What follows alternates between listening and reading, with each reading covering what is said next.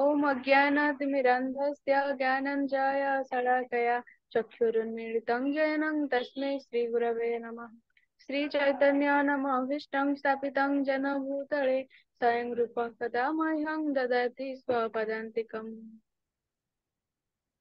ओम नमः विष्णुपादाय कृष्णप्रेष्ठाय भूतले श्रीमते भक्तिवेदांत स्वामिनीति नामिने।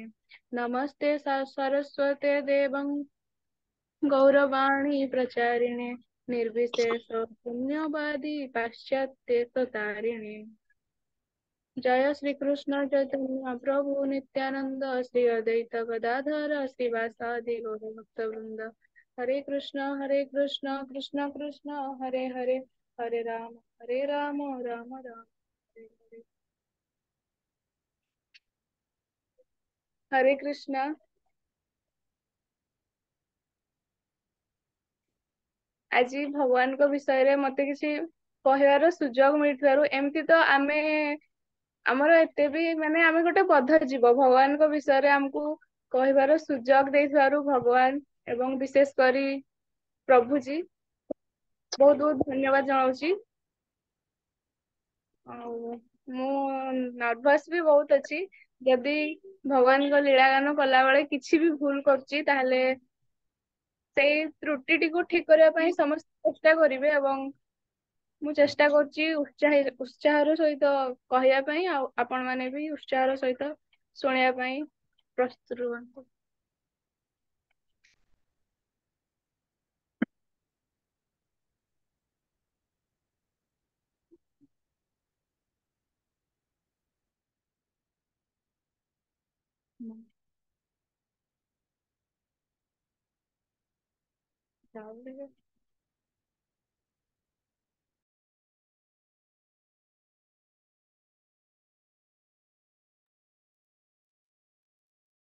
हरे कृष्णा। तुम वीडियो ऑडियो दिटा ऑफ कर देना। हरे कृष्णा। हरे कृष्ण प्रभु जी।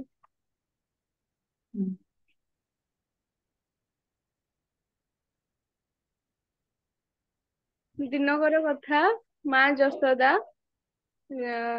माँ जशोदाଙ୍କ घरे तांकर जे दासी थिले ସିଏ ବିଭିନ୍ନ କାମରେ ବ୍ୟସ୍ତ ରହିଥିଲେ। ତ ମାତା ଯଶୋଦା ନିଜେ ଭଗବାନ ଶ୍ରୀକୃଷ୍ଣଙ୍କ ପାଇଁ ଦଧି ମନ୍ଥନ କରୁଥିଲେ। ଠିକ ସେତିକି ସମୟରେ ନା ନା ନା ଯେତେବେଳେ ସରି ପ୍ରଭୁଜୀ କ୍ଷମା କରିବେ। तुम्हें तुम फ्लोर कुह किसी सॉरी एरा कोयार नहीं, हम फ्लोर कुह भगवान को सेवा करियो ना, फ्लोर कुह किसी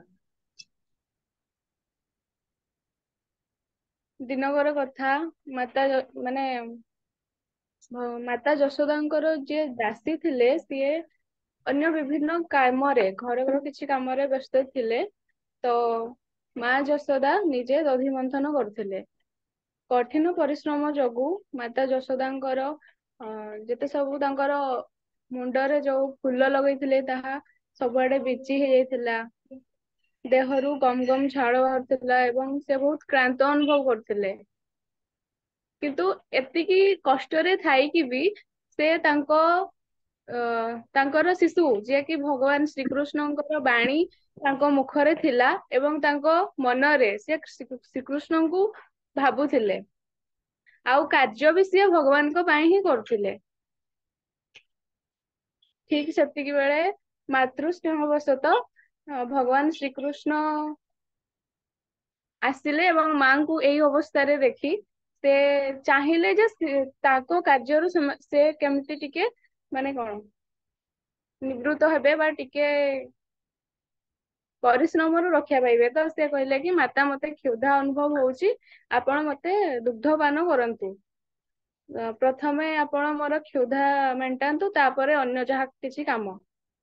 ତ ଭଗବାନ ଶ୍ରୀକୃଷ୍ଣ ଯେତେବେଳେ କହିଲେ ତ ମାତା ଯଶୋଦା ତାଙ୍କୁ ଦୁଗ୍ଧ ପାନ କରେଇଲେ ଏବଂ ଶ୍ରୀକୃଷ୍ଣଙ୍କ ନିମିତ୍ତେ ଯୋଉ କ୍ଷୀର ସିଏ ଚୁଲିରେ ବସେଇଥିଲେ ତାହା ଉତରିବାକୁ ଲାଗିଲା। ଠିକ ସେତିକିବେଳେ ମାତା ଯଶୋଦା ହଠାତ୍ ଶ୍ରୀକୃଷ୍ଣଙ୍କୁ ଓହ୍ଲେଇ ଦେଇକି ମାନେ ଭୂମିରେ ବସେଇ ଦେଇକି ସେ କ୍ଷୀରକୁ ଚୁଲିରୁ ଓହ୍ଲାଇକି ଚୁଲି ପାଖକୁ ଗଲେ କ୍ଷୀରକୁ ଉତାରିବା ପାଇଁ, ସରି ସରି ରଖିବା ପାଇଁ, ଯାହାକି ଭଗବାନଙ୍କ ନିମିତ୍ତ ହିଁ ଥିଲା।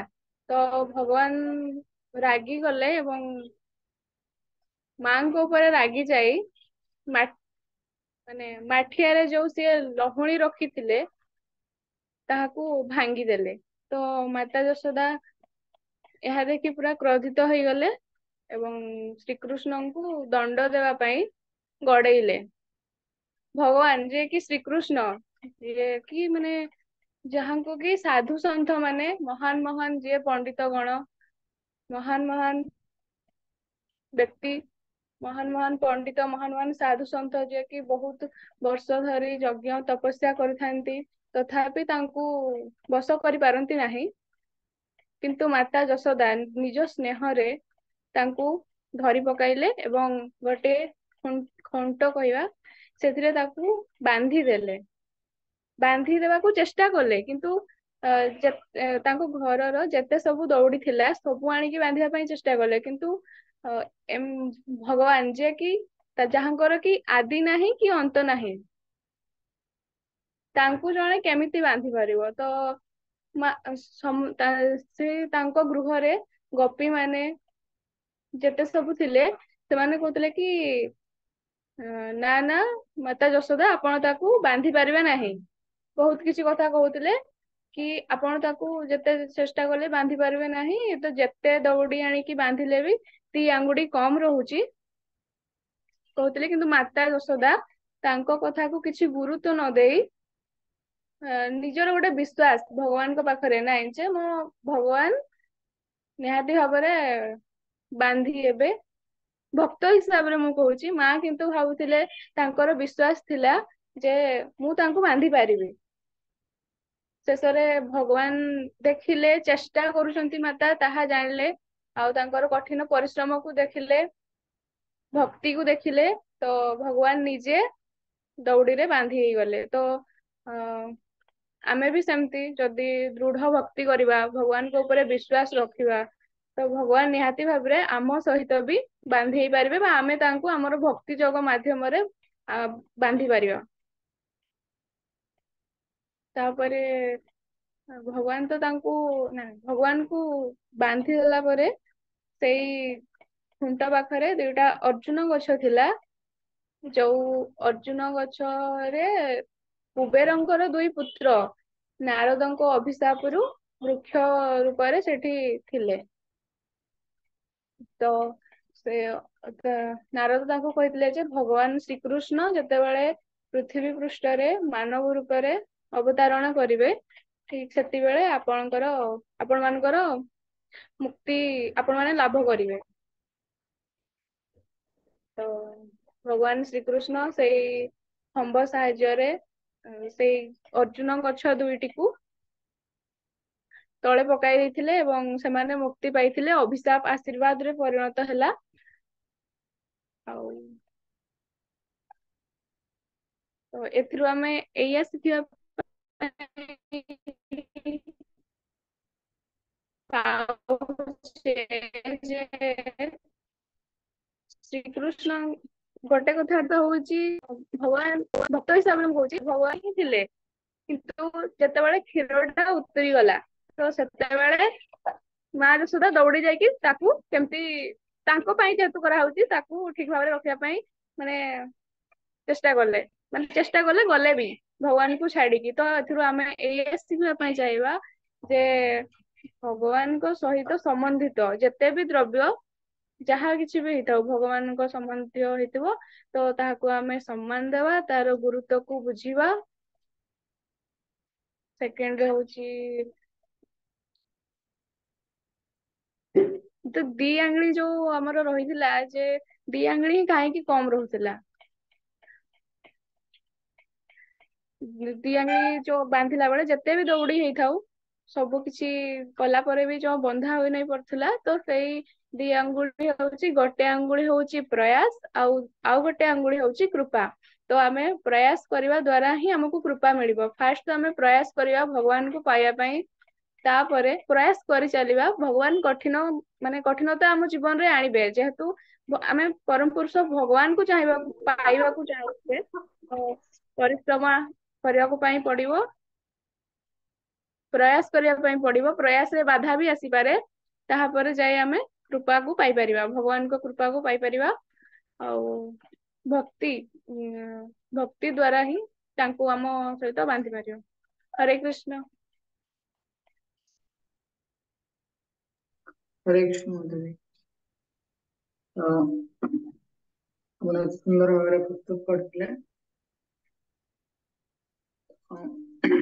ଆପଣ କୋଉଠୁ ପ୍ରସ୍ତୁତ ହେଲେ ଏତେ ସୁନ୍ଦର ଲୀଳା ଭଗବାନଙ୍କର? ପ୍ରସ୍ତୁତ ଆପଣ ପଢିଥିବା ଯୋଉ ସେଇ ବୁକ୍ ରୁ ପଢିଥିଲି, ଆଉ ଟିକେ ୟୁଟ୍ୟୁବ ଦେଖିଥିଲି। ଯେତେବେଳେ ସେସନ ଦବ ସବୁବେଳେ ପ୍ରଭୁପାଦଙ୍କ ବୁକ୍ସ ଫାଷ୍ଟ କହିବ। ପ୍ରଭୁପାଦଙ୍କ ବୁକ୍ସ ରେ ସବୁ କିଛି ଅଛି। ଆମେ କ୍ଲାସ ନିଶ୍ଚୟ ଦବା। ପ୍ରେଜେଣ୍ଟ କଲେ ଆମର ଭଗବାନଙ୍କ ପ୍ରତି ଆସ୍ଥା ବିଶ୍ୱାସ ଆହୁରି ଦୃଢୀଭୂତ ହବ। କିନ୍ତୁ କେବେ ଶୁଣିକି କହିବାର ନାହିଁ, ବାହାରୁ ୟୁଟ୍ୟୁବ ଇନଷ୍ଟାଗ୍ରାମ ଫେସବୁକ ରୁ ଶୁଣିକି କହିବାର ନାହିଁ। ହଉଛି ଆମର ପ୍ରଭୁପାଦଙ୍କର ଇସ୍କନ ରୁ ଜଣେ ପଢଉଥିଲେ, ଇସ୍କନ ଦିଲ୍ଲୀ, ସେଇ ଚ୍ୟାନେଲ ରୁ ପଢୁଥିଲେ। ଇସ୍କନ ଶୁଣିଥିଲା ଯେ, କିନ୍ତୁ ମୁଁ କହିଥିଲି ପ୍ରଭୁପାଦଙ୍କ ବୁକ୍ ଶୁଣି କହିବ। କାରଣ ପ୍ରଭୁପାଦଙ୍କ ବୁକ୍ସ ରୁ କହିଲେ ଆହୁରି ତମେ ସୁନ୍ଦର କହିପାରିଥାନ୍ତ। ପ୍ରଭୁଙ୍କ ବୁକ୍ସ ନାହିଁ, ତ ମୁଁ ଚେଷ୍ଟା କରିବି। ଯୋଉଟା ପଠେଇଥିଲି ସେଥିରେ ସବୁ କିଛି ଅଛି। ସମସ୍ତଙ୍କୁ ତ ମୁଁ ପ୍ରାୟ 700-500 ପେଜ କେବଳ ଫଟୋ ଉଠେଇକି ପଠେଇଛି। ଏଇଥିପାଇଁ କି ସେମାନେ ବୁକ୍ସ ପଢିବେ, ଆଉ ବୁକ୍ସ ରେ ସବୁ କିଛି ଅଛି। ହେଲା, ମୁଁ ସାଙ୍ଗେ ସାଙ୍ଗେ ଧରିଦେଲି ଯେତେବେଳେ ତମେ ସବୁ କିଛି ପ୍ରେଜେଣ୍ଟ କଲ, ଜାଣିଲି ବୁକ୍ ରୁ ହିଁ ପଢା ହେଇନି ସବୁ କିଛି। ବୁକ୍ ରେ ଏଇ ଜିନିଷ ଅଛି, କିନ୍ତୁ ପ୍ରଭୁପାଦଙ୍କ ବୁକ୍ ଗୋଟେ ଅନୋଖା। ଅନୋଖା ମାନେ ବହୁତ ତାର ଫ୍ଲେଭର ଅଲଗା ଥାଏ, ତାର ଶବ୍ଦ ଅଲଗା ଥାଏ, ଜଣା ପଡିଯାଏ। ତେଣୁ ସେଥିପାଇଁ ଯେତେବେଳେ ବି ଫାଷ୍ଟ ସେସନ ପ୍ରେଜେଣ୍ଟ କରିବ, ଫାଷ୍ଟ ବୁକ୍ କମ୍ପ୍ଲିଟ କରିବ। ଏତେ ସୁନ୍ଦର ଲୀଳା ଅଛି, ଅବଶ୍ୟ ସବୁ କିଛି ଠିକ ଠିକ କହିଲେ, କୌଣସି ଭୁଲ ନାହିଁ। କିନ୍ତୁ ତୁମର ସାମର୍ଥ୍ୟ ଅନୁସାରେ ତୁମେ ଆହୁରି ସୁନ୍ଦର ଭାବରେ କହିପାରିବ। ହିନ୍ଦୀ ମାତାଜୀ ସେୟାର କରୁଥିଲେ, ଭଗବାନଙ୍କର ଦାମୋଦର ଲୀଳା କାର୍ତ୍ତିକ ମାସରେ ଏଇ ଲୀଳା ହେଇଥିଲା। ତ ଭଗବତ ଗୀତାରେ କହିଥିଲେ, କାମ, କ୍ରୋଧ ଆଉ ଲୋଭ ଏ ତିନୋଟି ନର୍କର ଦ୍ୱାର ବୋଲି। କିନ୍ତୁ ଭଗବାନ ଆଜି ସ୍ତନ୍ୟ କାମ ମାନେ ମା ଯଶୋଦାଙ୍କର କ୍ଷୀର ପାନ କରିବା ପାଇଁ ଚାହୁଁଛନ୍ତି। କ୍ରୋଧ, ଯେତେବେଳେ କ୍ଷୀର ପାନ କରୁନାହାନ୍ତି, ସେ ଲୋଭ ଅଛି କ୍ଷୀର ପାନ କରିବେ ବୋଲି, ଇଚ୍ଛା କଲେ, ଲୋଭ କଲେ, ଆଉ ଯଦି ପାଉନାହାନ୍ତି କ୍ରୋଧ ପ୍ରକାଶ କରୁଛନ୍ତି।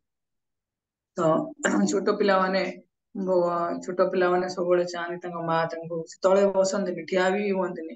କାହିଁକି ସେ ଚାହାନ୍ତି ତାଙ୍କ ମା କି କିଏ ବି ଗୋଟେ ତାଙ୍କୁ ସବୁବେଳେ ଧରିକି ରଖିଥାଉ। ତେଣୁ ସେଥିପାଇଁ ଭଗବାନ ଯେତେବେଳେ ଏଠି ବାଲ୍ୟ ଲୀଳା ସମ୍ପାଦନ କରୁଛନ୍ତି, ସେତେବେଳେ ଭଗବାନ ବି ଏଇ ଜିନିଷ ଚାହୁଁଛନ୍ତି। ଏ ଯଶୋଦା ମାଙ୍କର ସବୁତକ ଆଟେନସନ କୃଷ୍ଣଙ୍କ ପାଇଁ ହଉ। ଯଶୋଦା ମା ଏମିତି ମାତାଜୀ କହିଲେ କି ବହୁତ ସାଧୁ ସନ୍ଥ ମୁନି ଋଷି ଗଣ ତପସ୍ୱୀ ଗଣ ସମସ୍ତେ ଯାଆନ୍ତି କୃଷ୍ଣଙ୍କୁ ପ୍ରାପ୍ତ କରିବା ପାଇଁ। କିନ୍ତୁ ଯଶୋଦା ମା ଆଜି ସ୍ନେହରେ ଭଗବାନଙ୍କୁ ବାନ୍ଧିବା ପାଇଁ ଯାଉଛନ୍ତି। କିନ୍ତୁ ଏ ଯୋଉ ସ୍ନେହରେ ଭଗବାନଙ୍କୁ ବାନ୍ଧିବା, ଏ ଯୋଉ ସାମର୍ଥ୍ୟ ଅଛି, ସ୍ନେହର ସାମର୍ଥ୍ୟ ଅଛି, ତ ସ୍ନେହ ଟା ସାଙ୍ଗେ ସାଙ୍ଗେ ଆସେନି। ଜଣଙ୍କୁ ତପସ୍ୟା କରିବାକୁ ପଡେ, ବହୁତ ତପସ୍ୟା କରିବାକୁ ପଡେ। ହଁ ବହୁତ ଭାଗବତରେ ବର୍ଣ୍ଣନା କରାଯାଇଛି, ବାଲଗୋପାଳଙ୍କ କି କୃତ ପୁଣ୍ୟ ପୁଞ୍ଜ। କୋଟି କୋଟି ଜନ୍ମରେ ଅନନ୍ତ ବାର ସେମାନେ ଭଗବାନଙ୍କର ସେବା କରି କରି ଯୋଉ ପୁଣ୍ୟ ଅର୍ଜନ କରିଛନ୍ତି, ତା ମାଧ୍ୟମରେ ସେମାନେ ଆଜି ଭଗବାନଙ୍କର ବାଲ୍ୟ ଲୀଳାରେ ସହଯୋଗ ପ୍ରଦାନ କରୁଛନ୍ତି। ତେଣୁ ପ୍ରଭୁପାଦଙ୍କର ତ ପଢିବା, ଜଣା ପଡିବ କି ସ୍ନେହ ପ୍ରେମ ଏସବୁ ଜିନିଷ ଯୋଉ ଭଗବାନଙ୍କର ଶୁଦ୍ଧ ଭକ୍ତ ମାନେ ପ୍ରଦର୍ଶନ କରନ୍ତି, ସେଇଟା ତৎକ୍ଷଣାତ୍ ମିଳେନି। ଆମକୁ ବି ମିଳିବ, କିନ୍ତୁ ସ୍ତର ଦେଇକି ଯିବାକୁ ପଡେ। ଶ୍ରଦ୍ଧା ଶାସ୍ତ୍ରକୁ ପୁରା ଟିକି ନିକିରେ ପାଳନ କରିବା। କୌଣସି ଜିନିଷ ଛାଡିବନି, ସାଧୁ ସଙ୍ଗ କରିବା, ଭଜନ ବହୁତ ସୁନ୍ଦର ଭଜନ କ୍ରିୟା କରିବା। ନାମ ଜପ କରିବା, ମଥୁରା ବାସ କରିବା, कि थाम बासुटा कहे तुलसी मारंग सेवन वैष्णव सेवा ये सब बहुत बढ़िया से करार अच्छी निरपराध है तापरे आके निष्ठा आसीबो तापरे रुचि आसक्ति भाव प्रेम स्नेह जाकि बहुत परे अछि तेणु जेतिकी आमे देखुचे बाहर दुनिया रे सोशल नेटवर्किंग साइट रे जहाँ भी देखुचे से माने भावंती सेमती आसी जाए कि नहीं माँ सस्ता ही बांधिले मु ही बांधिबी देखिथियो बहुत जण डिवोटी माने अवश्य तांकर भगवान को प्रति भल पाइबा को आमे सम्मान देवा किंतु सडनली से वृंदावन पलैथिबे वृंदावन सुंदर भाव भगवान लीला जो स्थली अच्छी सुंदर सुंदर से भगवान को प्रति भल पाइबाटा आसुथिबो जो मुहूर्त से वृंदावन पुणी बाहर के पलि आसबे से मुहूर्त से भक्तिटा और रोनथिबो तेणु वृंदावन माधुर्य धाम तो माधुर्य को उपलब्धि करने जने को भगवान ऐश्वर्य को जानी रखा दरकार भगवान केते महान भगवान भक्त माने केते महान कि डेई पड़िबार नहीं यदि किए डेई पड़िया चाहिए से बेसी दिन भक्ति कर परिबनी तेणु मु चाहे समस्ते नियमित भाव में प्रभुपाद बुक सुधा पढ़ंतु प्रभुपाद लेक्चर शुणी पार अन्य कौन सी लेक्चर शुणिबार आवश्यकता नहीं प्रभुपाद लेक्चर समझे शुणा दरकार ताकि भगवान पाखे विश्वास आसो आमे भगवान को विश्वास करूने आमे यदि भगवान को आज विश्वास करते काली गोटे आम द्वारा भूल भी हो पारबनी कि आम रास्तार गला बेले रूम रे रहा बेले खाइला बेले पीला बेले शोला बेले सब जगह पाप करुचे भगवान को आम विश्वास करे नहीं थरटी के जीवन रे भगवान को विश्वास करिवो तार जीवन रे कौन पाप हो ही नहीं देखियो सब जगह कृष्ण अच्छा समस्त हृदय कृष्ण अच्छा क्या तो जोर से भी कही पारबनी आघात करवा तो पर कथा तेणु से भगवान को विश्वास टोटाल उठी जाए पुणी एस्टाब्लीश करने आमको कौन साधु गुरुंकर आनुगत्य रही संगे रही हमको भजन करा पड़ो निष्ठा पूर्वक भजन करा पड़ो ताहले आम भगवान अस्तित्व को स्वीकार करवा आम भी कहीं भगवान को मानी नहीं भगवान को मानी आम द्वारा कौन पाप हाँ आम निजक पचारि पार चारिटी नियम रे केते सब नियम आम निजे निजे पालन करुचे तेणु बहुत भक्तिर मार्ग बहुत सरल किंतु बहुत कष्ट रास्ता सरल कष्ट कहीं हृदय को सफा करार अच्छी क्लीन करार अच्छी हृदय को आमको सफा करार अच्छी कष्टा हम ना तेणु जो देखी कि पड़ जाइए तार गोड़े खंडिया से कौन ऑइंटमेंट ट्रिटमेंट कला बेलू से चिल्लाऊ जोर जोर से कष्ट हुए पेन हुए नो पेन नो गेन जड़े कष्ट स्वीकार करे तपस्या करनी से कृष्ण को पाइबा ओडिया कहनी कष्ट कले कृष्ण मिले तेणु तपस्या करने बहुत कट्टर निजको बहुत कष्ट अनुभव करा पड़ो कष्ट अनुभव माने जमीती भगवान को प्रसन्नता आमको बंची रहार अच्छे क्षीर माँ देखुं कि पद्मगंधा गाई 9 लाख गाई नंद महाराज ता भर पद्मगंधा गाई कौन करे सी घास खाएनी से अन्य गाଈ क्षीर पीए से गाଈ क्षीर कृष्ण पीवे तो से भगवान महाराज कहले सबु किछि वस्तु को अनादर करार ना भगवत धाम रे सबु किछि वस्तु चिन्मय वस्तु समस्त जन व्यक्ति सी चाहूँ कृष्ण को सेवार लगे क्षीर कौन चाहूँ मु जशोदा माँ स्तन रु काना क्षीर पीवे ताले मते किए पीब तो से क्षीर ये सेवा कर अवसर पाऊनी जीवन को धिकार मन पड़े आमको ये संसार रे आमे किसी भौतिक विषय वासना को प्राप्त कर पारुने बहुत कष्ट हुए छाती चिरी गला लगे जो सुसाइड कर दिखाती तो ये क्षीर भी चाहूँ भगवान सेवा लगे पारे तो कौन जीवन मूल्य अच्छी सी भी सुसाइड करदे चाहूँ कौन क्षीर उतरिया कि जो अग्नि अच्छी चूल्हे रे पड़ जाए से इंटेंसिटी से बहुत गभीरता दरकार कि आम कृष्ण प्रसन्नता बंचीबा आस्ते मानिबा कृष्ण अच्छंती भगवान अस्तित्व को स्वीकार करवा शास्त्र को मानिक गुरु आनुगत्य सरेंडर हो बंचा बहुत कष्ट रास्ता सरल मुझे कहली कष्ट कौन कहीं हृदय क्लीन हवा जाऊँगी तो कष्ट हम जन्म जन्मांतर गोटे गोटे ଇମ୍ପ୍ରେସନ ଅଛି, ଏତେ ଭୟାନକ ଭାବରେ ଆମ ଭିତରେ ଜଡିତ ହେଇକି ଅଛି କି ଆମେ ତାକୁ ଛାଡିକି ରହିପାରୁନେ। ଟିକିଏ କଣ ଜପ କଲା ବେଳକୁ ସାଙ୍ଗେ ସାଙ୍ଗେ ମାୟାର ପ୍ରଭାବ। ଏଇ ରଶ୍ମିତା ମୁଁ କହୁଥିଲି, ଯେବେ ତମେ ଜପମାଳା ନେଲ ମୁଁ ତମକୁ କଣ କହିଲି କହିଲ? ହରେ କୃଷ୍ଣ। ମାଳା ଯେବେଠୁ ମାୟା ଚାହିଁବ କି ଭଗବାନଙ୍କୁ, ଭଗବାନଙ୍କ ମାୟା ହଉଛି କୁହାଯାଏ ଯେ ଶ୍ରୀକୃଷ୍ଣଙ୍କର ସ୍ତ୍ରୀ ବୋଲି। ତ ସିଏ କେବେ ବି ଚାହିଁବେନି ଯେ ଭଗବାନ ତୁମର ହେଇଯାଆନ୍ତୁ କି ତୁମେ ତାଙ୍କର ହେଇଯାଉ। ତ ମାୟା ଦେବୀ ସବୁବେଳେ ତମ ଠାରୁ ଭଗବାନଙ୍କୁ ଦୂରେଇବା ପାଇଁ ଚେଷ୍ଟା କରିବେ। ଯୋଉ ଦିନ ତମେ ମାଳା ଧରିବ, ଯୋଉ ଦିନ ତମେ ମାଳା ପ୍ରଥମ କରିକି ନବ, ସେଇ ଦିନଠୁ ସମସ୍ୟା ଆରମ୍ଭ ହବ। ଦେହ ଖରାପ, ପରିବାର ଖରାପ, ସାଙ୍ଗ ମାନଙ୍କ ତ ପଢୁନଥିବ, ପାଠ ହଉନଥିବ, ସବୁ ଜିନିଷ ସବୁ ଏଇଟା ଜଳ ଜଳ କରି ଦେଖାହବ। ମାୟାର ପ୍ରଭାବ ଟା ଅଧିକ ପଡିବ, କାରଣ ତମେ ଜପ କଲାଣି। ଜନ୍ମଜନ୍ମାନ୍ତର ତାର ଗୋଟେ ସେବକ ଅଛି, ସିଏ ତାର ଚାକର ଅଛି ମାୟାର, ଆମେ ଚାକର ଅଛି। କିନ୍ତୁ ସେ କେବେ ଚାହିଁବନି ଆମ ଭଳିଆ ବଫାଦାର ବିଶ୍ୱସ୍ତ ଚାକର, ଯେ ମାୟାର ବିଶ୍ୱସ୍ତ ଚାକର ମାୟାକୁ ଛାଡିକି ମାୟାପତିଙ୍କ କୃଷ୍ଣଙ୍କ ପାଖକୁ ଯାଉ, ଜମା ଚାହିଁବନି। ତେଣୁ ସେଥିପାଇଁ ବହୁତ କଷ୍ଟ। ଏଇଥିପାଇଁ ଆମେ ନିଜର ନିଷ୍ଠା ଟାକୁ ଭଗବାନଙ୍କ ସେବାରେ ନା ନିଜର ସାଧନ ଭଜନରେ ଲଗଉନେ। ତେଣୁ ପ୍ରୟାସର କମି, ଆମେ ଚେଷ୍ଟାରେ କମ କରୁଛେ। ସେଥିପାଇଁ କହେ ପ୍ରାୟ ତମେ ଦିନ ସାରା ଯାହା ବି କରିବ ସବୁ ଜିନିଷ ଅଟୋମେଟିକ ହେଇ ଚାଲିଥିବ। ଖାଇ ଉଠିବ, ଗାଧେଇବ, ଖାଇବ, କଲେଜ ଯିବ, ପାଠ ପଢିବ, ସାଙ୍ଗ ସହିତ କଥା ହବ, ଘର ସହିତ କଥା ହବ, ଡ୍ରେସ କିଣିବ, ସବୁ କିଣିବ ଅଟୋମେଟିକ। କିନ୍ତୁ ନାମ ଜପ କରିବାକୁ ପଡିବ, ଭଗବତ ଗୀତା ପଢିବାକୁ ପଡିବ, ସାଧୁ ସଙ୍ଗ କରିବାକୁ ପଡିବ, ଆନୁଗତ୍ୟ ସ୍ୱୀକାର କରିବାକୁ ପଡିବ, ଏସବୁ ଜିନିଷ କରିବାକୁ ପଡିବ।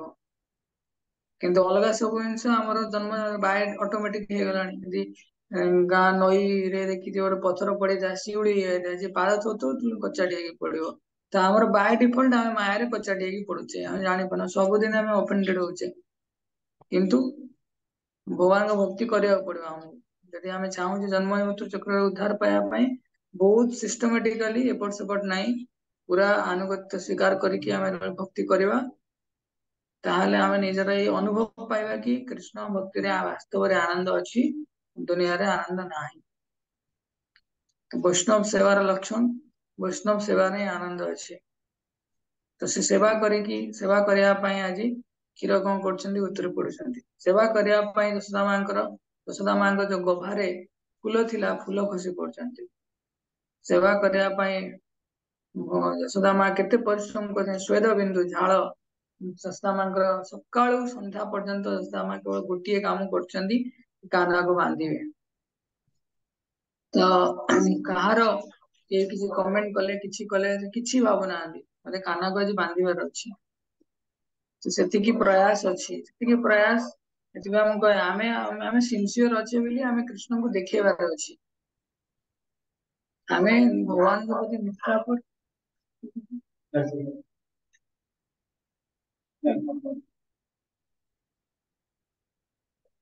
ଆମେ ନିଷ୍ଠାପର ଅଛନ୍ତି ବୋଲି କୃଷ୍ଣଙ୍କୁ ଦେଖେଇବାର ଅଛି, ଗୁରୁଙ୍କୁ ଦେଖେଇବାର ଅଛି। ମନେ ମନେ ଭକ୍ତି କରିପାରିବାନି, ସ୍ଵାଧୀନ ହେଇକି ଆମେ ସଂସାରରେ ପଡିଛେ। ପୁଣି ଭକ୍ତିରେ ଆମେ ଯେତେବେଳେ ସ୍ଵାଧୀନତା ଖୋଜିବା, ତାହେଲେ ଭକ୍ତି ସେଟା ନୁହେଁ। ଆମେ ପରତନ୍ତ୍ର ଅଛ, ମାୟାର ଅଧୀନରେ ଅଛନ୍ତି, କିନ୍ତୁ କୃଷ୍ଣଙ୍କର ଅଧୀନରେ ଆମେ ସିଧାସଳଖ ଯାଇପାରିବାନି, ପ୍ରଥମେ ଗୁରୁଙ୍କ ପାଖରେ ମୁଣ୍ଡ ନଇଁବାର ଅଛି ଆମକୁ। ଗୁରୁ ଯୋଉଟା ଚାହୁଁଛନ୍ତି ସେଇଟା କରିବାର ଅଛି, ପ୍ରଭୁପାଦ ଯୋଉଟା ଚାହୁଁଛନ୍ତି ସେଇଟା କରିବାର ଅଛି। ତାହେଲେ କୃଷ୍ଣ ପ୍ରସନ୍ନ ହେବେ, ଆମେ କୃଷ୍ଣଙ୍କ ପାଖକୁ ଯାଇ ହିଁ ପାରିବାନି। କୃଷ୍ଣଙ୍କ ସହିତ ଆମ ସମ୍ପର୍କ ଭାଙ୍ଗି ଯାଇଛି। ଭାବ ଆମର ଗୋଟେ ସାଙ୍ଗ ସହିତ 2 ଦିନ କଥା ହେଇନେ, ତାକୁ ମୁହଁ ଦେଖିଲା ବେଳକୁ ସିଏ ମୁହଁ ମୋଡ଼ିକି ପଳଉଛି, ଆମେ ଆମର ରାସ୍ତାରେ ଯାଉଛୁ ଭାରି। କଥା ହେବାକୁ ଆମ ମାନେ ସାହସ ଆସୁନି। ତ ଜନ୍ମ ଅନନ୍ତ ହେବାର ଅନନ୍ତ ସମୟ ହେଲାଣି, ଆମେ ଭଗବାନଙ୍କଠୁ ଦୂରରେ ଅଛେ। ଆମେ ଭାବି ଦଉଛେ କି ହଁ ଆମେ ଗଲେ ଭଗବାନ କଥା ହେବେ ବୋଲି। ଭଗବାନ ଆମକୁ ଚିହ୍ନନ୍ତି, ଜାଣନ୍ତି, କିନ୍ତୁ ଆମ ସହିତ ତାଙ୍କର ସମ୍ପର୍କ ସେତେ ଆଉ ଇଏ ହବନି ଯେପର୍ଯ୍ୟନ୍ତ ଆମେ ଚେଷ୍ଟା କରେନି। ଆମକୁ ପୁଣି ସମ୍ପର୍କର ସେତୁକୁ ବାନ୍ଧିବାକୁ ପଡିବ। କେମିତି ନା ଗୁରୁ ପ୍ରସନ୍ନ ହେଲେ। ପ୍ରଭୁପାଦ ଆମ ସିଷ୍ଟମ ଯାହା ପ୍ରଭୁପାଦ ଆମକୁ ଦେଇଛନ୍ତି ଭକ୍ତି କରିବା ପାଇଁ, ସେ ସିଷ୍ଟମକୁ ଯେତେବେଳେ ଆମେ ଫଲୋ କରିବା ଅନବୟାସ ହେଇକି, କିଛି ଭାବିବାନି କି ୟୁଟ୍ୟୁବ ରେ କଣ ଅଛି, ଫେସବୁକ ରେ କଣ ଅଛି, ଇନଷ୍ଟାଗ୍ରାମ ରେ ରିଲସ ରେ କଣ ଅଛି, ସେମାନେ କଣ କଣ କରୁଛନ୍ତି, ନାଇଁ। ମୁଁ ଯେତେବେଳେ ବି କାହାକୁ କିଛି କହୁଛି, ସମସ୍ତଙ୍କର ଅଧିକାର ଅଛି। ସମସ୍ତେ ମତେ ପଚାରି ପାରିବେ କି ପ୍ରଭୁ ଯେ ଆପଣ କୋଉଠୁ କହୁଛନ୍ତି, ସମସ୍ତେ ପଚାରିବା ଦରକାର। ଆମର ଆମେ କାହିଁକି କରିବୁ ଏସବୁ ଯୋଉ ପ୍ରଭୁପାଦ କୋଉଠି କହିଛନ୍ତି Prabhupada is the only spiritual authority Prabhupada ଜଣେ ବାସ୍ତବରେ ଆମ ସମସ୍ତଙ୍କ ପାଇଁ ଶିକ୍ଷା କରୁ ପ୍ରଭୁପାଦଙ୍କୁ ଆମେ ଗ୍ରହଣ କରିବାର ଅଛି ଦେଖାନ୍ତୁ କି କୋଉଠି ଅଛି ଏଇଟା ଯୋଉଟା କହୁଛନ୍ତି ତେଣୁ ସେଥିପାଇଁ ପ୍ରଭୁପାଦଙ୍କ ଆନୁଗତ୍ୟରେ ରହିକି ଆମେ ଭକ୍ତି କରିପାରିବା ପ୍ରଭୁପାଦଙ୍କର ପ୍ୟୁରିଟି ଶୁଦ୍ଧତା ଆଉ କାହାର ନାହିଁ ଏପର୍ଯ୍ୟନ୍ତ ବି ମୁଁ କାହାକୁ କହିନି ଏଇ ଇସ୍କନ ଏଇ ପ୍ରଭୁଜୀ ଏଇ ମାତାଜୀଙ୍କର ଲେକ୍ଚର ଶୁଣିବା ପାଇଁ ପ୍ରାୟ କାହାକୁ କହିନି ଯୋଉଟା ମୁଁ ହିଁ ପୋଷ୍ଟ କରେ ପ୍ରଭୁଜୀ ମାତାଜୀଙ୍କର ଏଇଟା ରିକମେଣ୍ଡେଡ ଲେକ୍ଚର ହିସାବରେ ସମସ୍ତେ ଶୁଣିପାରିବେ କିନ୍ତୁ ବାୟ ଷ୍ଟାର୍ଟିଂ ରେ ସମସ୍ତଙ୍କୁ ପ୍ରଭୁପାଦଙ୍କ ଲେକ୍ଚର ସିରିଜ କମ୍ପ୍ଲିଟ କରିବାର ଅଛି ତାପରେ ଯେ ଯୁଆଡେ ଯାଉଛ ଯାଅ ଯେତେବେଳେ ଜଣା ପଡିଯିବ କୃଷ୍ଣଙ୍କ ପ୍ରତି ଆମର କେତେ ଶ୍ରଦ୍ଧା ବିଶ୍ୱାସ ସବୁ ଅଛି ଆଉ ଯଦି ଆମେ ପ୍ରୟାସ ନିଶ୍ଚୟ ଭାବରେ କରିଥିବା ନିଷ୍ଠାପର ଭାବରେ ପ୍ରୟାସ କରିଥିବା ଭକ୍ତି କରିବା ପାଇଁ ପ୍ରୟାସ ମାନେ କଣ ଆଲର୍ଟ ରହିବା ମୁଁ ଆଜି ଜପ କଲି କି ନାହିଁ ମୁଁ ଗୀତା ପଢିଲି କି ନାହିଁ ମୁଁ 4ଟା ନିୟମ ପାଳନ କଲି କି ନାହିଁ ମୋ ଦ୍ୱାରା କିଛି ଅପରାଧ ହେଇଗଲା କି ତ ଆଲର୍ଟନେସ୍ ଆମର ଯେତେ ରହିବ ସେତେ ଆମେ ଭଗବାନଙ୍କର ଭକ୍ତି ମାର୍ଗରେ ଆଗକୁ ଯାଇପାରିବା ଯେତେବେଳେ କୃଷ୍ଣଙ୍କର କୃପା ପ୍ରାପ୍ତ ହବ କୃପା ମାନେ କଣ ଯେମିତି କୁହନ୍ତି କରିକି ପାଇବ ପ୍ରୟାସ କଲେ ହିଁ ପାଇବ ଭଗବାନଙ୍କ କୃପା ତାପରେ ଭଗବାନ ପାଇବେ ଭଗବାନଙ୍କୁ ଆମେ ପାଇପାରିବା ପ୍ରଥମେ ଆମର ପ୍ରୟାସ ସାଧୁ ଗୁରୁ ବୈଷ୍ଣବଙ୍କର ଚରଣରେ ଆମେ ଯଦି ଅପରାଧ ନ କରିଥିବା ତାଙ୍କର ଆଶୀର୍ବାଦରୁ କୃଷ୍ଣଙ୍କ କୃପା ତାପରେ ଆମେ କୃଷ୍ଣଙ୍କୁ ପାଇବା ତେଣୁ ଏମିତି ହିଁ ପ୍ରୋସେସ ଥାଏ ତେଣୁ ଆମେ ଧୀରେ ଧୀରେ ସ୍ଲୋ ଯିବା ସମସ୍ତଙ୍କୁ ଏଥିପାଇଁ ମାର୍ଗରେ ଚାଲିବା ପାଇଁ ପ୍ରୋତ୍ସାହନ ଦିଆହଉଛି ସମସ୍ତେ ଭଲ ଭକ୍ତି କରନ୍ତୁ ନିଜର ଭକ୍ତିର ବିଭିନ୍ନ ଅଙ୍ଗ ପାଳନ କରିବା ପାଇଁ ସଚେତନ ରୁହନ୍ତୁ ଦୁଇ ମାଳା କରିବି ମାଳା ମୁଁ କରିବି ଯେମିତି ଫାଷ୍ଟ କୃଷ୍ଣଙ୍କର ନାମ ଜପ କରିବି ଦୁନିଆରେ ସବୁ କିଛି କାମ ଗୋଟେ ପରେ ତାପରେ ପ୍ରଥମେ ମାଳା କରିବା ଫାଷ୍ଟ ଜିନିଷଟା ଉଠିବି ସ୍ନାନ କରିବି ମାଳା କରିବି ତାପରେ ଦୁନିଆରେ ଯାହା କିଛି କରିବି ଏତିକି ନିଷ୍ଠା ଯଦି ଆସିବ ଆମେ ଧୀରେ ଧୀରେ ଭଲ ଭକ୍ତି କରିପାରିବା ଯାହା ବି ହଉ ରଶ୍ମି ମାତାଜୀଙ୍କୁ ବହୁତ ବିଶେଷ ଧନ୍ୟବାଦ ସେ ସୁନ୍ଦର ଭାବରେ ପ୍ରଭୁପାଦଙ୍କର ଲୀଳାକୁ ଦାମୋଦର ବର୍ଣ୍ଣନ ଲୀଳା ପ୍ରଭୁପାଦ କୃଷ୍ଣ ମୁଖରେ ଦେଇଛନ୍ତି ତାକୁ ଉପସ୍ଥାପନ କରିଛନ୍ତି ତା ଆଗକୁ ବି ଏଇଭଳିଆ ସେବା ସମସ୍ତଙ୍କୁ ପ୍ରାପ୍ତ ହବ ତାକି ସମସ୍ତେ ବହୁତ ସୁନ୍ଦର ଭାବରେ ଭଗବାନଙ୍କ ଲୀଳାରୁ ଶିକ୍ଷା ଗ୍ରହଣ କରିକି କୃଷ୍ଣ ଭକ୍ତିରେ ଆଗେଇ ପାରିବେ ହରେ କୃଷ୍ଣ ଶିଲ ପ୍ରଭୁପାଦ କି ଜୟ ଏବେ ଆମେ ପୁଣି ଆଉ ଜଣେ ଡିଭୋଟି ଅଛନ୍ତି ମୋନାଲିସା ମାତାଜୀ ତାଙ୍କ